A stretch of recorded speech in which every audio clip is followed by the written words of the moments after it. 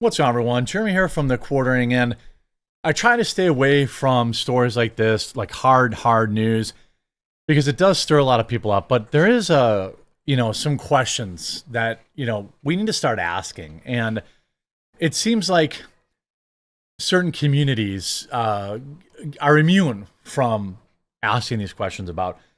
In fact, Scott Adams had his whole career taken away from him for asking certain questions. Here we have a story of a young track star, 17-year-old Austin Metcalf.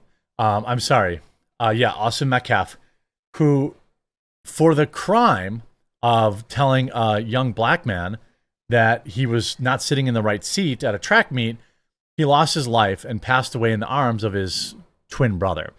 He was a 4.0 student. And it was attacked after telling another teen from a different school that he was simply sitting in the wrong spot. What happened? Well, now he's gone. And this story is absolutely just way too common. No rioting's going to happen. No statues for this poor kid. No GoFundMe's for the family.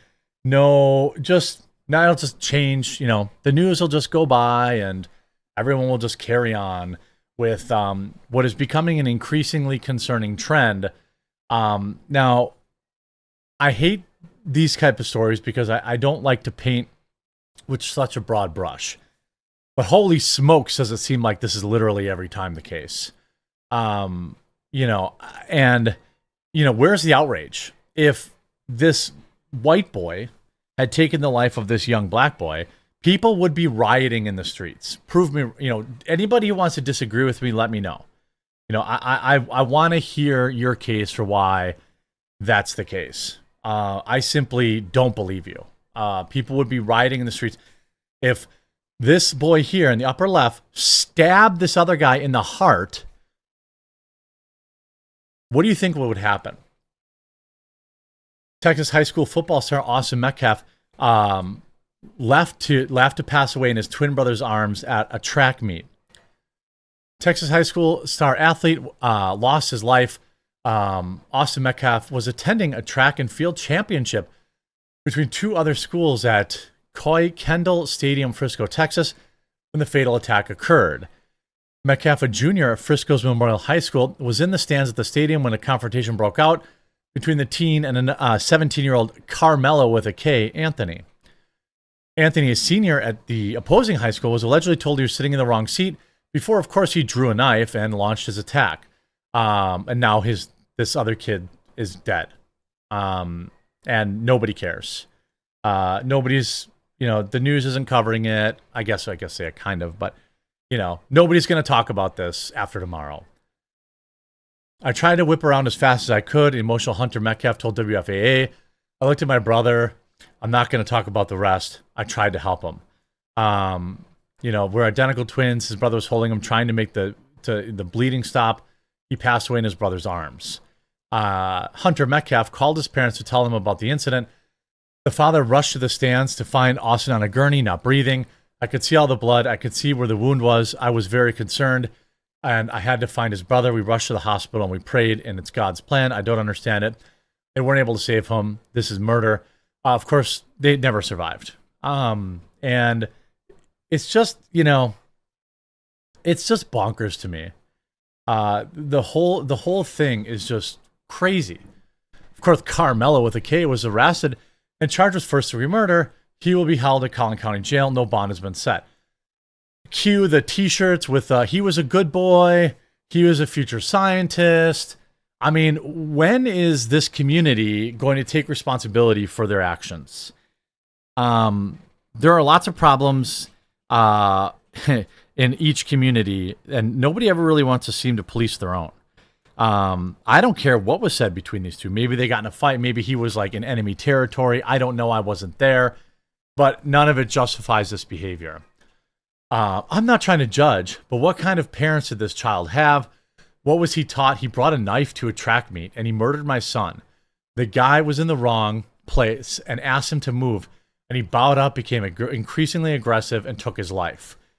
I mean, yeah, that's what happens. in a society that is like increasingly aggressive and violent, and this is crazy. And communities will do nothing, and I'm not saying they should. 2 lives were lost that day, right? The life of this young track star, the life of this young black man who will now spend time in prison, maybe get the death penalty. That would be great, in my opinion. And again, nobody's going to say anything about it. The best, most effective way to end stereotypes are for those who carry the stereotypes to stop perpetuating them. Yeah. I feel this sort of action perpetrated against another has become so widespread and so numerous, especially in certain demographics, that it's a cultural norm for within these people in those certain demographics. I don't think that all black people would agree with this. I definitely don't think that. You know what I mean? Like, I don't think that black folks in general agree with this type of behavior, but the youth in the black community has a real problem with being violent. That's just a fact. And that may make people uncomfortable. That may make YouTube uncomfortable. But the statistics agree with me. And this is the problem. First the baton incident, now this. We knew that track meets were dangerous. Obviously, on-site security was a bit lacking. You shouldn't have to have on-site security at a high school track meet. That's just not the world that I want to live in. That's not the world anyone wants to live in. And it's just bonkers to me that anybody thinks that this kind of stuff is okay. Of course, here's his father talking to the news. Got in his brother's arms. They were twins, identical twins. And his brother was holding on to him, trying to make it stop bleeding. And he died in his brother's arms. And I rushed up there, and I saw him on the gurney. And I could tell. They said he wasn't breathing. I could see all the blood. I saw where the wound was. Austin, his father shares, was born 2 minutes before his twin brother Hunter, the two inseparable, as you can imagine. Austin is being remembered as an outstanding student at Memorial High, his football team's MVP, and a young man of faith. His father grappling with loss and forgiveness. Forgiveness? I'm not trying to judge, but what kind of parents did this child have? Cue everyone calling this guy racist. I guarantee you people are going to call this guy racist. What was he taught?